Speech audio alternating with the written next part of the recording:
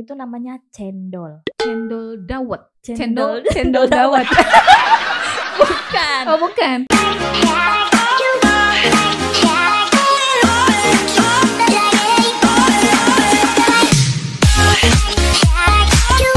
Hello everyone, welcome back to Cam Channel. Ya, kali ini saya kedatangan satu narasumber yang unik lagi ya. Beliau merupakan salah satu rekan saya Batur ya, Batur Dewek ya. Teman saya, teman ketemu gede ya, yang mana dia nanti akan bercerita kisahnya. Dia itu mempunyai bakat lain atau minat lain di luar profesinya. Seperti apa sih? Nyambung gak sih sebetulnya ya? Oke, langsung aja kita sambut ya. Halo, Teh Im. Halo Kim. Apa kabar? Baik. Ya oke Teh, silakan diceritain dong sekarang sibuknya apa nih? Sekarang alhamdulillah kesibukannya itu mengajar di salah satu sekolah menengah atas di Kabupaten Cirebon. Iya, oke. Ngajarnya apa nih? Ngajarnya ngajar matematika. Matematika. Wow. Itu ya, bangun ruang, Iya. logaritma, Trigonometri. Oh my god. Saya tidak suka itu, sin kos-kosin kayak Yes. gitu ya. Oke. Susah nggak sih Teh ngajar matematika? Ya sebenarnya kalau ngajar matematika itu susah-susah gampang dan gampang-gampang susah ya. Gimana itu? Karena kan kita dituntut untuk apa ya? Anak itu kan beda-beda ya. Jadi bagaimana supaya materi yang kita sampaikan itu bisa diterima oleh semua karakter siswa. Oke. Tapi kan matematika tuh susah hitung-hitungan. Iya. Kalau cuma penjumlahan, pengurangan tuh gampang. Tapi kalau udah ke rumus-rumus, variabel-variabel kan susah Iya. itu. Dan apalagi kalau guru matematika itu kan terkesannya galak. Galak. Ah iya. Udah Killer. susah. Udah pelajarannya aja anak itu kayaknya udah nolak matematika gitu. udah ogah gitu ya. Jadi tergantung ya. Kita menyesuaikan gitu ya. Kita menyesuaikan dan dijalani saja. Alhamdulillah. Sebetulnya nih sekarang kan jadi guru matematika lagi. Iya. Itu cita-cita Teh Im dari kecil atau gimana? Wah, kalau itu ceritanya panjang sekali. Oke, panjang nggak apa-apa. Kita punya cukup waktu lama di sini. Oke, siap. Oke, jadi siap.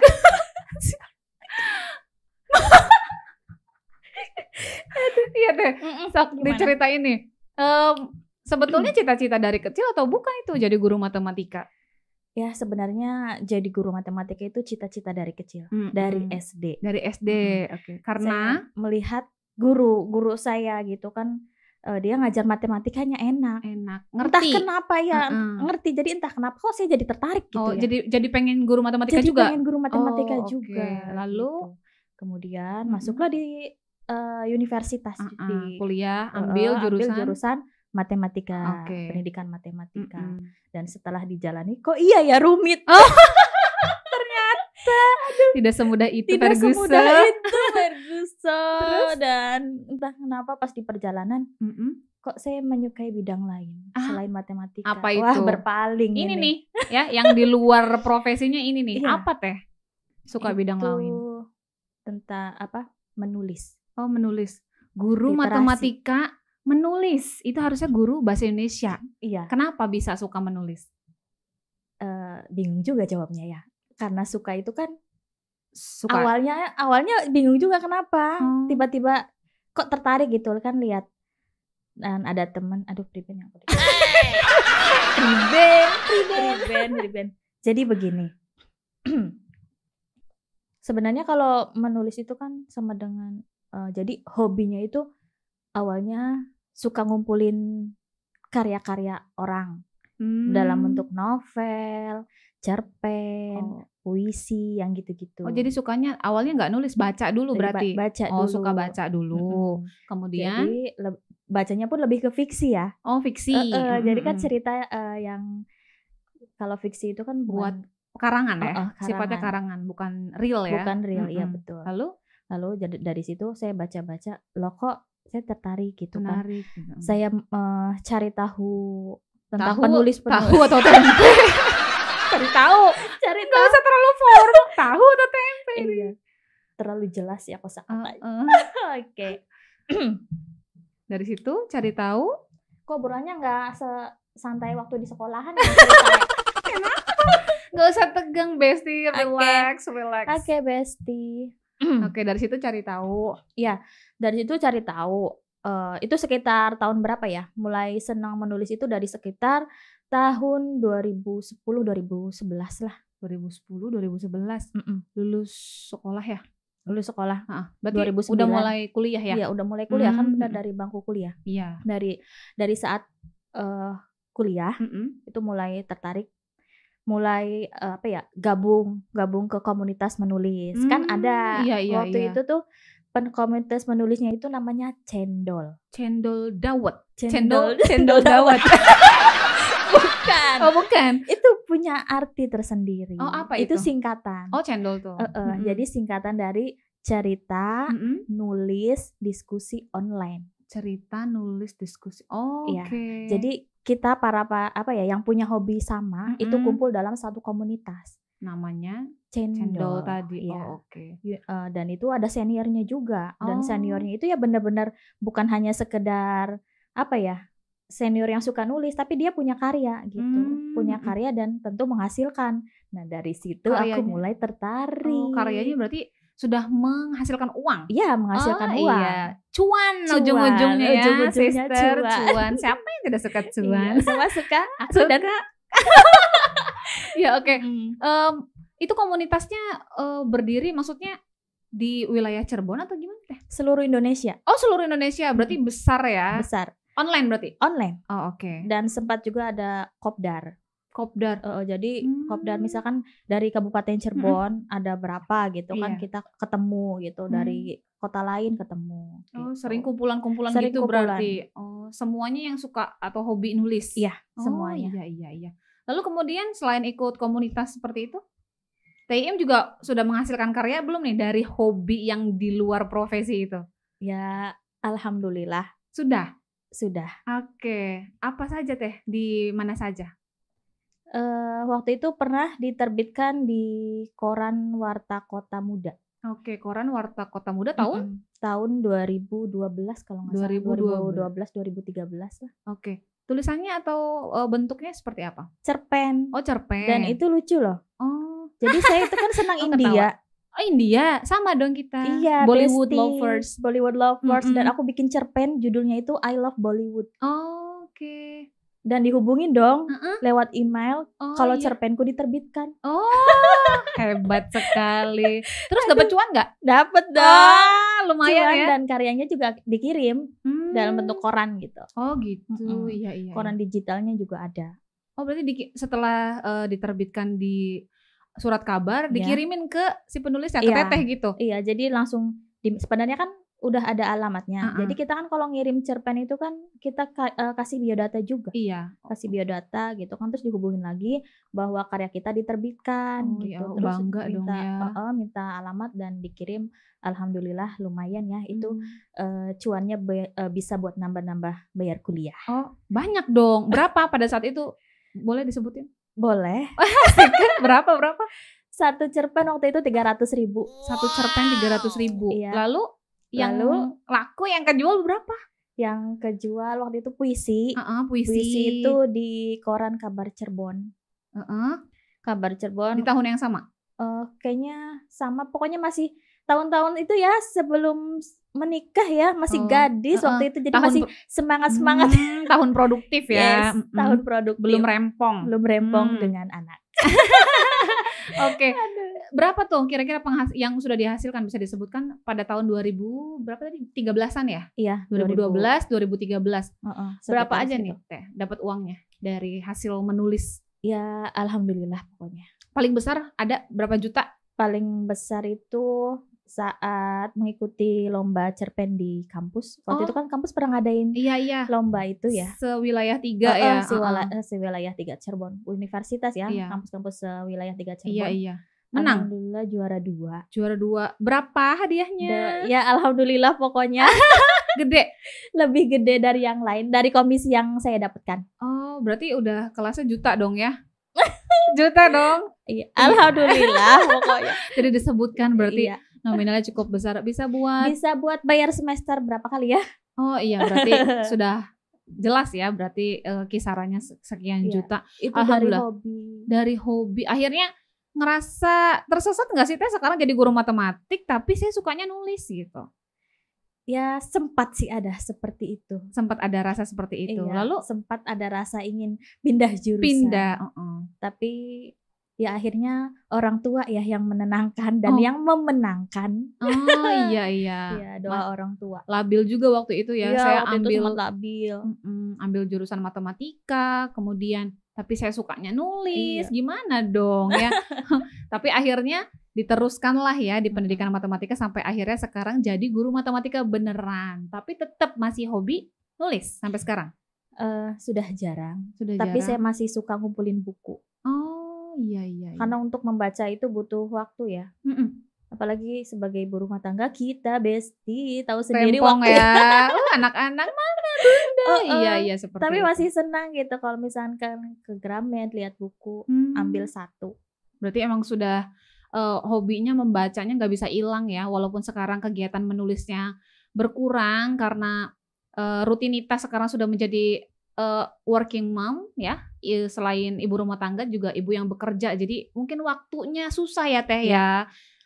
Untuk meluangkan untuk menulisnya, tapi masih suka nyolong-nyolong untuk ngebaca nih ya. Masih suka nyolong-nyolong untuk membaca dan nyolong-nyolong masih suka nulis juga? Enggak, kalau nulis agak susah karena gimana ya, kalau nulis itu kan tergantung apa yang kita baca. Kalau kita kan sering bacanya misalkan novel gitu, jadi kadang-kadang bahasa yang kita tulis pun sama dengan yang kita baca gitu. Oh iya, keterkaitannya ada ya. Ada. Iya. Terus jadi baca aja nih. Selain ngajar sekarang berarti kesibukannya ada lagi? Bukalapak. Oh, Bukalapak cuan lagi ya. Oke Teh, Bukalapaknya di mana Teh?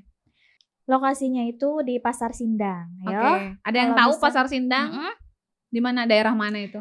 Itu di daerah Lemah Abang, Sindang Laut. Oke, Cirebon Timur ya. Cirebon Timur. Bagi warga di luar Sindang atau di luar Cirebon itu adanya Pasar Sindang itu di daerah Lemah Abang di kawasan Cirebon Timur. Iya. Oke. Lapaknya apa aja nih yang dijual? Lapaknya itu sekitaran kebutuhan sekolah ya, seperti tas, sepatu, kemudian ibu-ibu yang butuh ember. Oh, perabotan ada. Terus ada apa lagi? Ada lagi underwear. Oke, Yes. Pakaian dalam. Untuk dan dewasa anak-anak? sahabat-sahabatnya. Dewasa anak-anak ada. Oh, berarti komplit ya? Ada kelengkapan sekolah, tas, sepatu, seragam juga ada?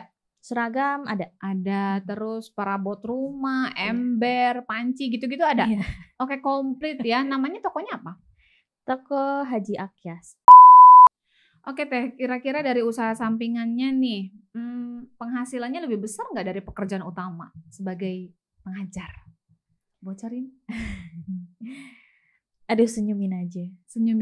Alhamdulillah. Cukup disyukuri ya, alhamdulillah. Karena kalau jualan itu kan per hari ya.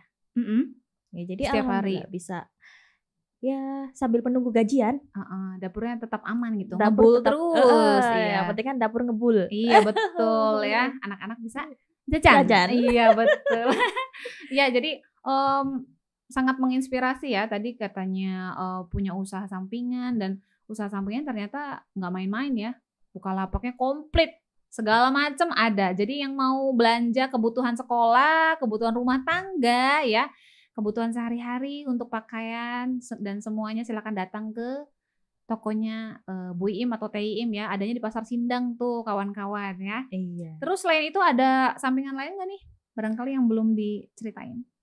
Ngonten. Oh my God, dia YouTuber juga ternyata. Kita sama. Oke, dari ngonten ya. Dari ngonten tapi masih itu ya, masih merintis. Masih merintis Ya, sama dong ya seperti. Dan jualannya juga kan online juga ya. Oh iya. Jadi ngonten juga. Oh oke, ngonten sambil jualan online. Yes. Selain offline di pasar tadi, oke ya memang sekarang harus kayak gitu sih Teh. Ya, jualan kalau misalkan di offline aja kan yang tahu orang-orang yang awam sama gadget. Paling cuma yang datang gitu kan. Yang awam sama teknologi. Iya. Nah, zaman sekarang kan udah pakainya digital semua, udah pakai apa-apa HP, lihat live gitu, apa yang di sale kayak gitu kan ya. Di beberapa ada toko online gitu ya. Iya. Dan sekarang juga Teteh gitu, selain offline di online kan? Iya, di online. Suka di flash sale nggak? Nanti saya ikutan deh. Oh, ada boleh ada flash sale. Nanti biasanya kalau flash sale itu kan kalau live ya. Oh iya. Kabarin dong kalau live kapan. Oke. Cicat. Siap. Ya, oke Teh. Biasanya nih waktu Teteh karyanya masuk atau diterima gitu ya, di surat kabar kemudian diterbitkan. Nama Teteh, nama penulis karyanya atau penulis waktu itu cerpen ya? Iya. Cerpen dan puisi. Ada nggak di surat kabar ya? Ditulis gitu? Iya, ditulis. Tapi waktu itu kan pakainya nama pena. Oh, nama pena. Jadi dicantumin dua-duanya.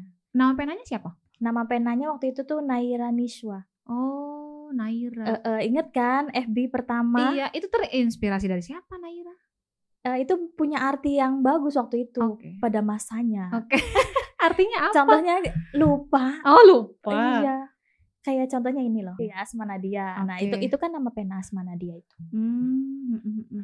Jadi namanya pakai nama pena, bukan nama asli berarti? Iya, nama asli di biodata, nama pena itu di karyanya. Pada saat karya diterbitkan, itu kan di bawahnya kan suka ada penulis gitu.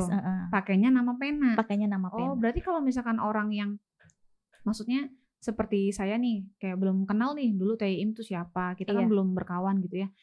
Nah, saya baca misalkan karya Taeim di surat kabar. Nah, saya nggak tahu dong itu punya Taeim. Iya, karena pakai nama pena. Iya. Oh, oke. Dan teman-teman komunitas menulis itu sampai sekarang manggil saya itu pakainya nama pena.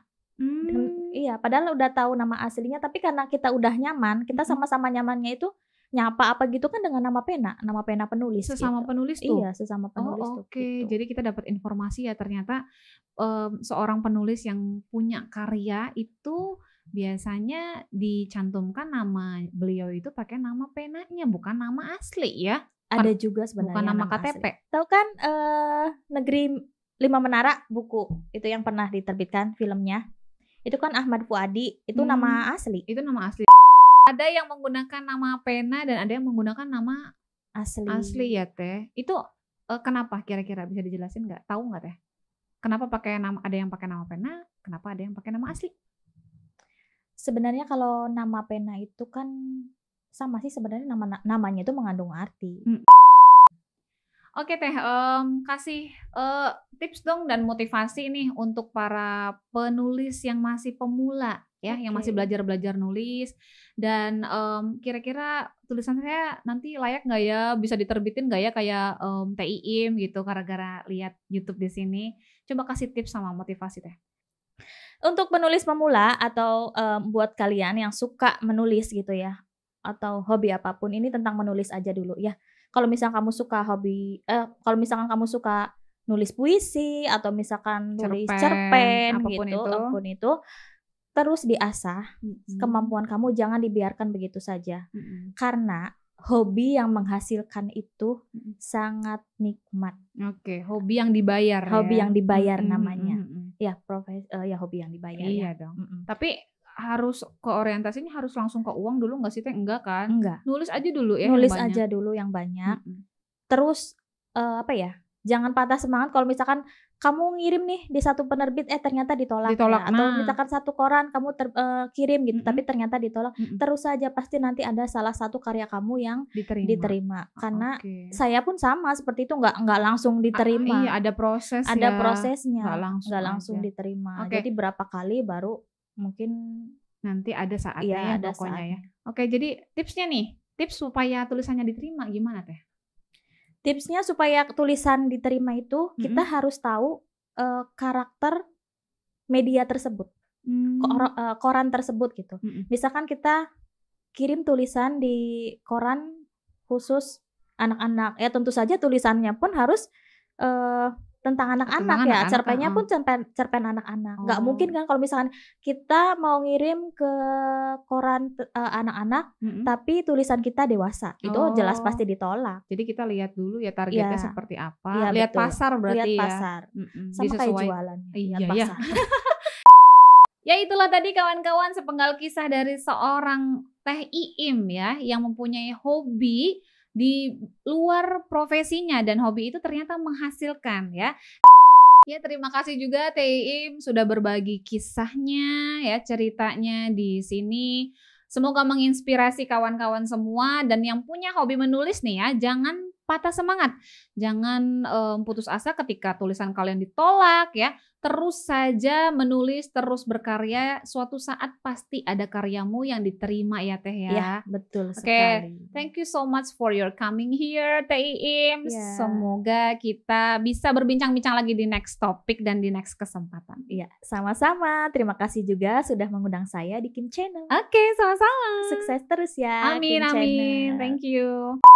Ya, buat kalian semua yang suka dengan video ini, jangan lupa like, komen. Yang belum subscribe, silahkan subscribe sekarang juga. Tekan tombol loncengnya supaya kalian dapat notifikasi secara otomatis dan tahu video terbaru apa sih yang ada di Kim Channel. Oke, dan jangan lupa juga follow juga Instagram saya di @fitranisi_0303. Thank you so much for watching and I'll see you on my next video. Bye!